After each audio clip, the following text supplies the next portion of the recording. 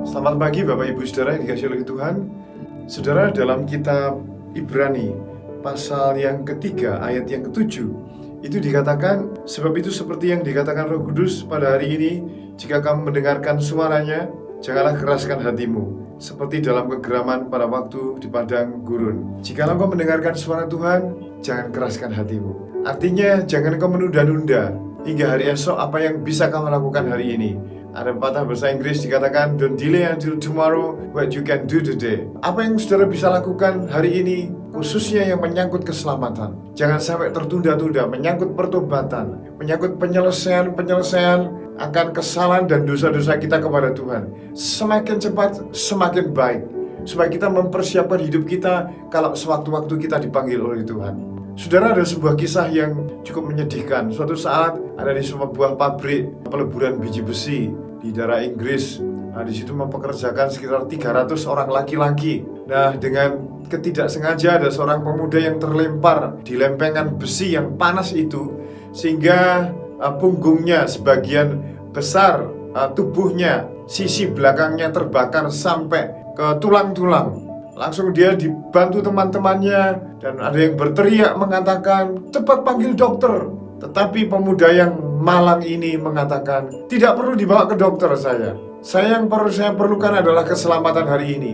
Aku telah melupakan nasib jiwaku. Aku tidak pernah memikirkan jiwaku. Dan sekarang ini jangan panggil dokter. Siapa di antara kalian semua yang bisa menolong saya untuk menunjukkan jalan keselamatan?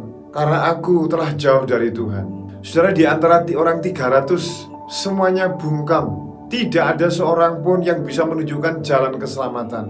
Memang ada salah satu orang Kristen, tapi lama dia meninggalkan Tuhan. Dia telah hidup berkecimpung dalam dosa, berlumpur di dalam dosa, sehingga kondisinya menutup mulutnya dari menceritakan kasih Tuhan Yesus Kristus. Saudaraku, sehingga dalam waktu 20 menit yang menyiksa dan sangat menderita itu, akhirnya pemuda ini meninggal dalam hidupnya yang tanpa Allah.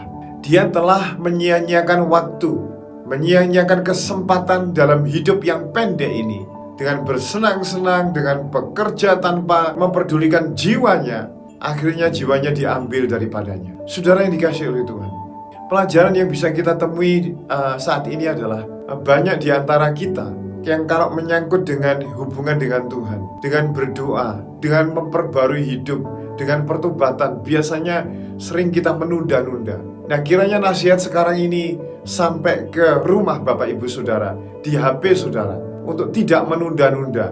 Apa yang perlu Saudara bereskan, cepat dibereskan. Bereskan berhubungan dengan Tuhan, bereskan dengan Tuhan. Jika ini berhubungan dengan sesama atau keluarga atau suami istri, cepat dibereskan, saudaraku. Karena kita harus menghadap kepada Tuhan sewaktu-waktu dengan waktu yang tidak terduga. Dan yang kedua, jangan sampai perbuatan kita mengatupkan mulut kita, akhirnya kita tidak bisa menceritakan, menunjukkan jalan keselamatan kepada orang lain. Kiranya renungan ini memberkati Bapak Ibu Saudara semuanya.